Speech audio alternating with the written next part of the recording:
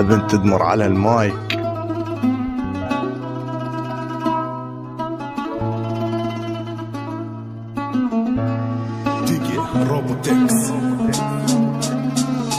بحكي لك قصة واقع مر، لأنه قلبي ذاق المر، تحب وتأمل وتسلم من كل قلبك بعدها بأي موقف بتمر.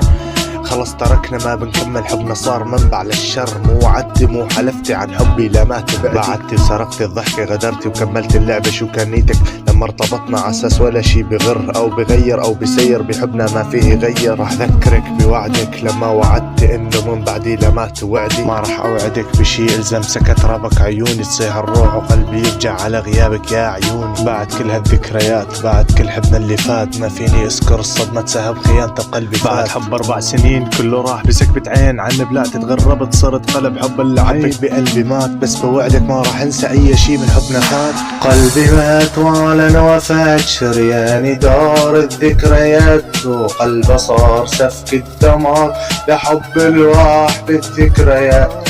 قلبي مات واعلن وفاة، شرياني دار الذكريات، وقلبه صار سفك الدمار لحب الراح بالذكريات. شوف اللي صار بعد حبنا انهيار، وين وعدك ما تعوف ولا وعدك كان صار؟ بشمعة عيد ميلادك غبت فبكيتي وغرفت الدمعة، ومستغرب شو احساسك وكيف هانت العشرة. شو احساسك يوم تركنا ولما شغلت اصابيعي ال10؟ تعبت وتغربت كرمال بنغر فتحبي، بس انتي هدمتي بلحظة كل شي كان بيناتنا تخبي. شو بعد هالسيرة احكي؟ ما فيني قول غير الله بالتوفيق. امشي بدربك يلا كملي الله اعلم بالرفيق. يا رفيق ويا صديق كله يغيب بوقت الضيق، حتى بلادي صفيت دمار من ورا نفاق العتيق. مجموعة افكار مبعثرة، شو هالبلد المسخرة؟ محافظ باع الزفت بيه اوراق ومحبرة، والجندو صاير يشحت من جوعه ايديها مربطة. كل هي الاسباب كانت مجرد حظر للدمار.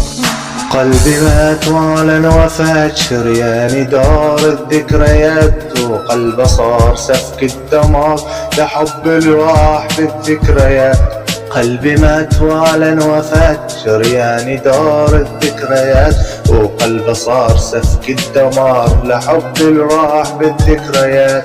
يلي سرق ونهب بهالبلد فحل، ويلي اغتصب ووسخ فحل، ويلي هرب وعفش فحل. كل هادو لسه مستمرين بالجهل، عقليته لسه تقول عقل من نحل. فرط من لما سفقت العسل، اطلع على الغربة اتعب واشقى بالعمل، وارجع على البلد بس بعد ما تدفع بدل. حتى لو دفعت البدل ببلدنا ما بتلاقي العمل، انه يعيلك للعيلة مضطر تكمل بهالجهل. والوضع على حاله من 2010 ونحن ب23، ويلي صاير فينا عبرة. هذا العيد بمر بغصة، لا ما ضل بيناتنا قصة، ويا حسرة على شبابنا كيف مر بألف غصة. عمت ببلاد الفوضى بعد ما كانت الروضة. يا رب الكعبة أنت المفوض، فلا إله إلا الله وصحتك هي اللي بتعوض.